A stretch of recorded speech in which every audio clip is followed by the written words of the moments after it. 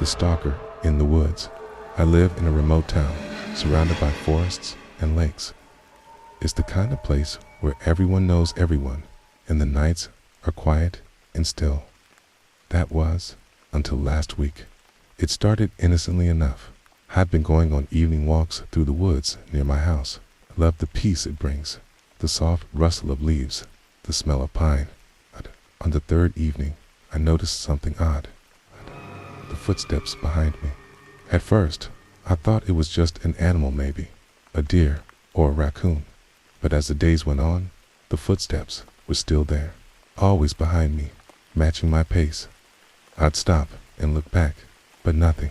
It's just the trees, the dirt path, and the fading light of the setting sun. I tried to shake it off, convincing myself it was just in my head. But then came the whispers. It was subtle at first, just barely audible. "Turn around," it seemed to say.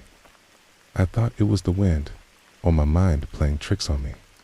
But one evening, I finally gathered the courage to turn. I saw nothing but trees and shadows. The footsteps, they were still there. It's closer now.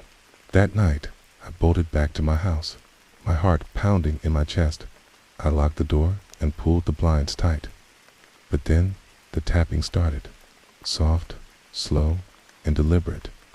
It was coming from the window. I stood frozen, watching the shadows stretch across the room. I wanted to call the police, but something stopped me. What could I even say? Someone stalking me in the woods. I didn't sleep that night. Every creak in the house sent me into a panic. The next morning, I checked the window, nothing. No marks, no signs of anyone being there. But then it got worse. The next evening, as I walked along the same path, I heard it again. The footsteps, but this time they weren't behind me. They were in front of me, just beyond the trees, moving in the same direction I was walking. I sprinted home, not stopping until I reached my door. And when I finally looked out my window, I saw something that made my blood run cold. A figure standing at the edge of the forest, staring back at me. It was too far to see clearly, but I could make out the shape, tall, dark, and still. I haven't been back to those woods since. Every night, I hear the whispers and the tapping, but now there's something more. The figure is closer, watching, waiting. I don't know who or what it is, but I feel like I'm being hunted, and no matter where I go, I can't shake the feeling that it's following me. This happened a few months ago.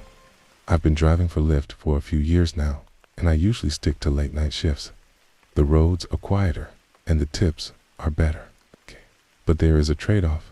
Every once in a while, you get a story that sticks with you, and not in a good way. I'd always thought of myself as careful. I've dealt with my fair share of odd passengers, but nothing, and I mean nothing, even came close to being as strange as what I'm about to tell you. I didn't have a dash cam at the time, and that night was the main reason I installed one. It started off normal enough, just me and the odd sounds my car would occasionally make. Got this beat-up 2005 Volvo, but it's reliable as hell. The streets were quite literally deserted, which, like I said earlier, I preferred. Sometime after 2 a.m., I got a request from a convenience store nearby. Seemed harmless at first, but for some reason, I got this weird feeling in my gut about it. You ever get that feeling like something's off, but you can't explain why? That's exactly what hit me as I drove up. Before I even saw the guy, I figured out why I was getting that gut feeling. The convenience store I was pulling up to was closed. All the lights were off, and there was not a single car in the lot. As I pulled closer, I saw him. I made sure to drive pretty slowly so I could get a good look at him. He was pacing outside the store, wearing this ratty hoodie that looked like it hadn't seen a washing machine in years. I'm not kidding about that. There was literally a hole in the sleeve. His movements were jerky, like he couldn't stand still. And he kept glancing over his shoulder, like he thought someone was after him. If I had to guess, he was on something.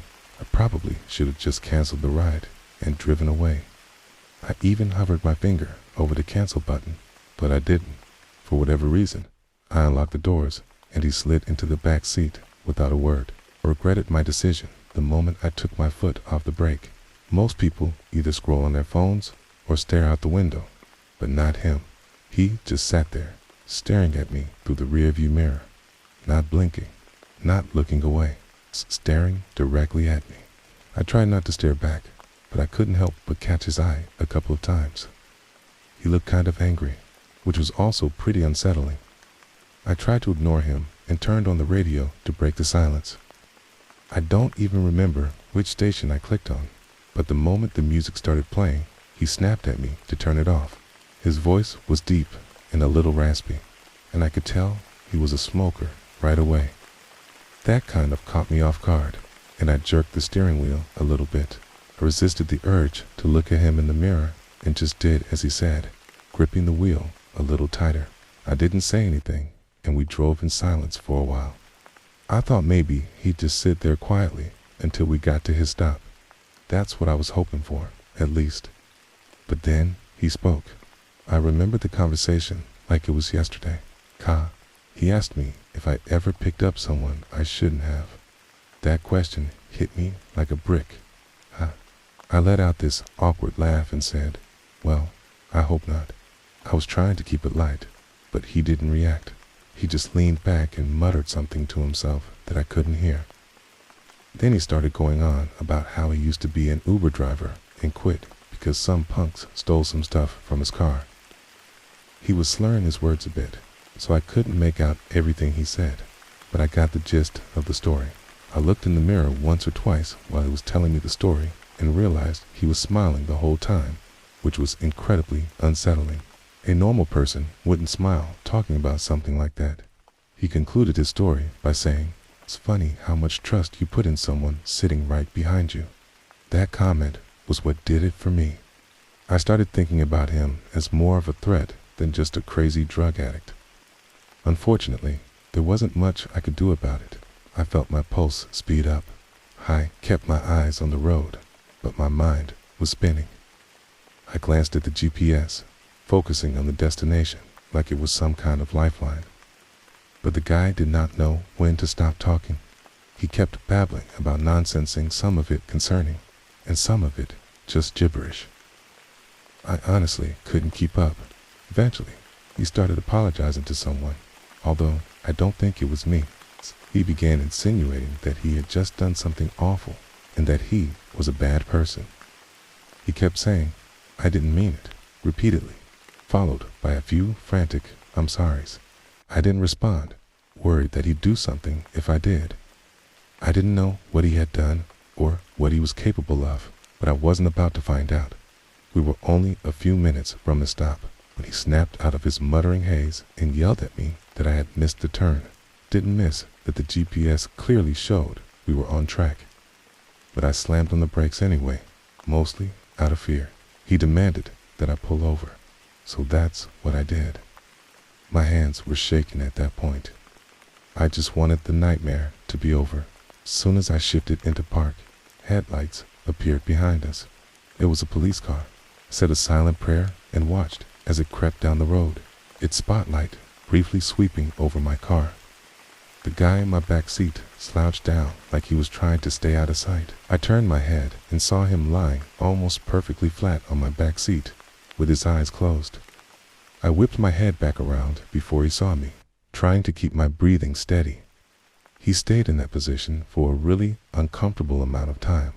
I wanted to ask him to leave, but decided against it. Eventually, he lifted his head and told me, "You got lucky." Before I had a chance to do anything, he opened my car door and disappeared. I ended up cutting my shift short after that. I was shaken up and didn't feel like driving around anymore.